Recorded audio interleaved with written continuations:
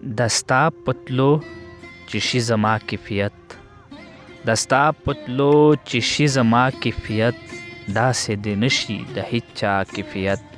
او د سترګو رب کې راشي لاړ هم شي بیا، د سترګو رب کې راشي لاړ هم شي بیا، اشنا خپل کړي د هوا کیفیت. ګرانو مینوالو ستړي مشي، احترامات نیکی هیله مې ومنئ. زه یم اریان د وړ او خپرونه ده هنداره. لکه څنګه چې تاسو ته پته ده چې زموږ د پروګرام مقصد دی هغه ورک لالونه چې په ایرو کې دي، داسې وخت په وخت یې تاسو سره معرفي کوو. نن راغلی یو د شمالي وزیرستان میرانشاه علاقې ته، نغر کلي ته، چرته چې ایوب وزیر صاحب ژوند کوي. نن به د ایوب وزیر صاحب نه د ادبي هلو ځلو په هکله پوښتنې کوو او دنه به شاعري هم اروو. په ټولو نه اول زه په خپل پروګرام کې ایوب وزیر صاحب تاسو ته مینا او هرکلی وایم. اریان صاحب ستاسو مننه او چې په دې لنډ تنګ وخت کې مو دومره وخت وباسو او موږ ته مو د خپلو خیالاتو کولو موقع راکړه. ډیره مننه. که څه هم ایوب وزیر صاحب تاسو په ادبي دنیا کې د ایوب وزیر په نوم پیژندل کیږئ، که زموږ مینوالو سره مو خپله لنډه شان پیژنګلو وکړه نو دا به ډیره ښه وي. ولې نه، زما نوم ایوب نواز دی او په ادبي دنیا کې د ایوب وزیر په نامه یادېږم. تعلق مې د شمالي وزیرستان انغر کلي سره د میرانشاه سره راځي. ډیره مننه.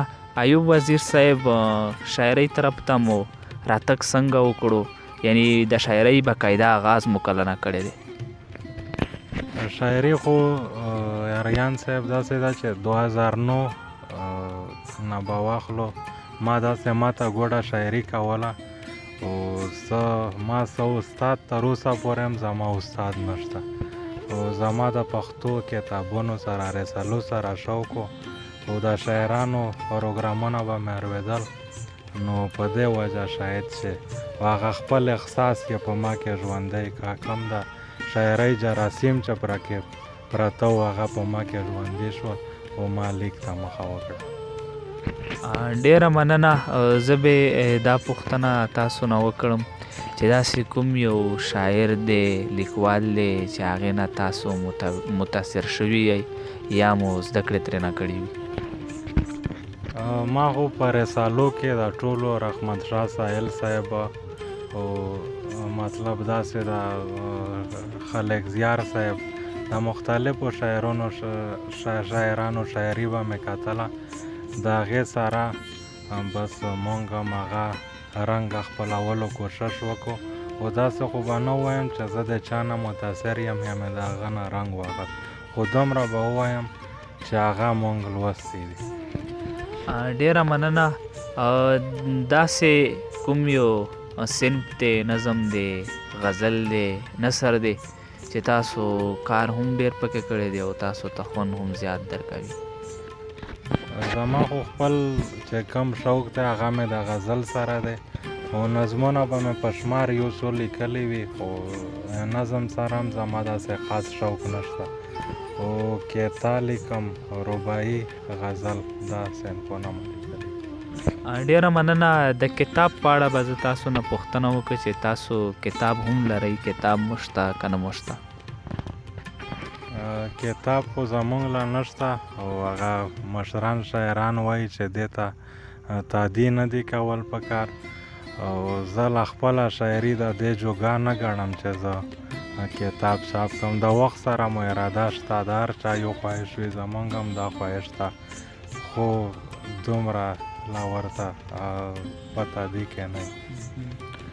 ډیره مننه. خدای دې وکړي چې تاسو کتاب چاپ کړئ. او آخري پوښتنه کوم چې داسې کوم ادبي تنظیمونه دي چې هغې سره تاسو ناسته پاسته ده او باقاعده پروګرامونه ورسره کوئ؟ داسې ناستې خو د وزیرستان کې په بنو کې چې څوک هم راته دعوت راکړي ټولو پروګرامونو ته ځو، خو تعلق یا غړیتوب چې زما د هغه د رڼا پښتو ادبي ټولنې میرانشاه سره دی چې زه یې باقاعده غړی یم. ډیره مننه. خبرې اترې او سوالونه وشول اوس به داسو کو که زمونږ مینوالو ته مو د خپلې خوښې کلمونه ډالۍ کړل نو دا به ډېره ښه وي. مننه. د غزل نه مخکې دوه شعرونه دي چې رضا به د رب غواړو د جنت هیله به نه کړو. رضا به د رب غواړو د جنت هیله به نه کړو، زه یې واړو چې لاسو کې تسبو باندې سندرې. زه یې واړوئ چې لاسو کې تسبو باندې سندرې. ډېر ښه ده، بیا ویا. مننه. رضا به د رب غواړو د جنت هیله به نه کړو، زه یې واړو چې لاسو کې تسبو باندې سندرې.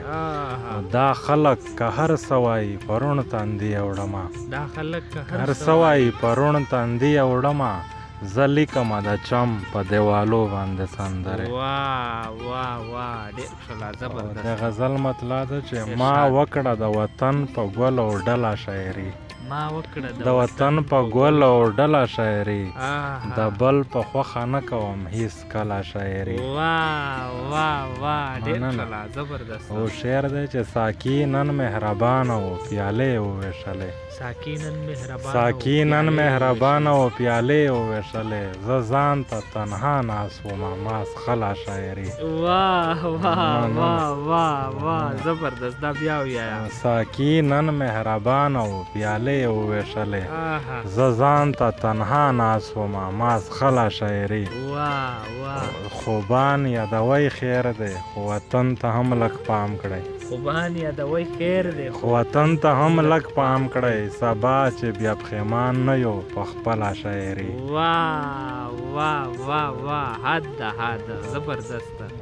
ویل یې یو غزل خو زما حسن ته ډالۍ کړه، ویل یې یو غزل خو زما حسن ته ډالۍ کړه، ما ویل له تا مې زار شه مکمله شاعري.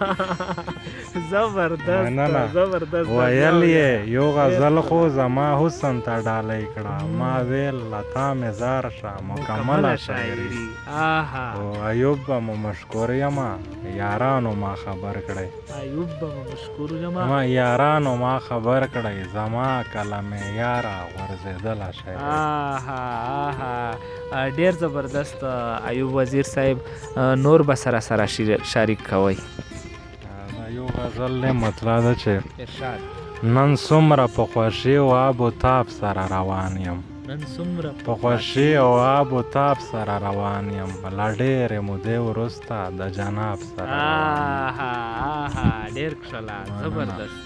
نن څومره په خوښي او آب و تاب سره روان یم، له ډېرې مودې وروسته د جناب سره روان یم.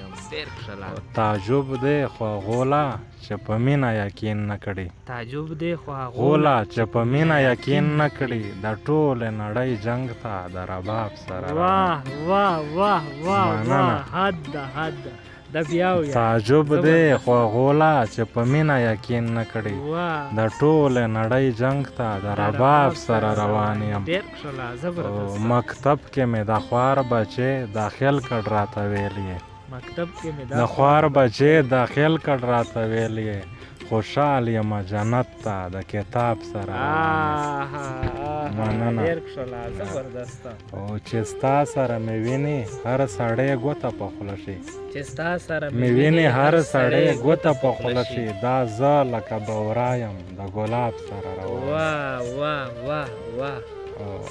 مقصد چې ایوبه د پښتون حقونه غواړي په میړانه، پښتون حقونه غواړي په میړانه، زه هم د دې پاڅون و انقلاب سره روان. نور هم سره شریک دی. د بل غزل مطلب ده چې پیره کستا بې له خماره زندگی نه کیږي، بې له خماره زندگی نه کیږي، لمانه هم بې له ستاره زندگی نه کیږي. ستا نصیحت په ګل بدل خو یې ناصحه واوره، بدل خو یې ناصحه واوره، دا به منې چې بې له یاره زندگی نه کیږي. څوک په سفر تللو یوه د کار کیسه یې وکړه، تللو یوه د کار کیسه یې وکړه، څه خو به کړو بې زر و زیاره زندګي نه کېږي. واه واه او ډېر ښکلا. نن د یو یتیم دغه کیسه مې مدام خیال کې ګرځي. د یو یتیم دغه کیسه مې مدام خیال کې ګرځي. کور لکه ګور بې مور او پلاره زندګي نه کېږي. واه واه زبردست زبردست. دا په دهشت باندې مین خلک پختل پکار دي. دا په دهشت باندې مین نن خلک پختل پکار دي. له دوی نه ولې په کلاره زندګي نه کېږي.